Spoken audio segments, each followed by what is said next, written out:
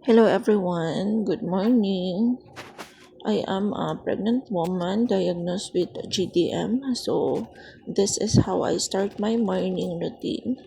First thing first in the morning, go glucose monitor ako or sugar monitoring. First thing first is prepare my paraphernalias, the lancets, the test strips, put it in a glucometer, and always wash your hands always and put alcohol. Tapos na ako nagwash, guys. Prepare 2 alcohols and then put the lancets on the pen, twist. Be careful with this one, guys.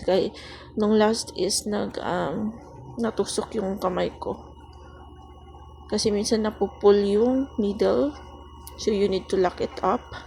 Select the na-adjust yung pen, guys, kung gaano kalalim yung needle na gusto mo. Always put alcohol again. Just be careful, it's so easy. First try is hindi nagdugo kaya umulit ako, guys.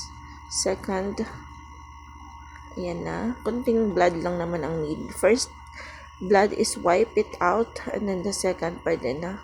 Yan. So, ito yung baseline ko, guys, to start my day. It's at 89. That's it.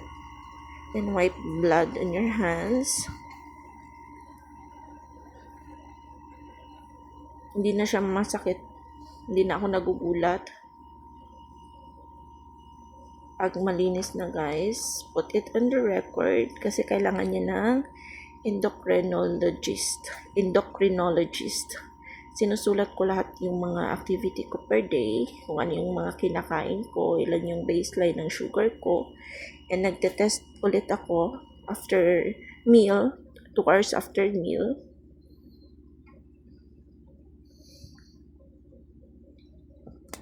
Sinusulat ko. And paano itapon yung mga strips na gamit na separate. Actually, guys, advice is dapat bottle. Lilipat ko na lang siya pag may empty bottle ako ng minerals. Yung mga empty bottle ng water. Yan, ibalik mo yung takip ng needle para safe. Yan.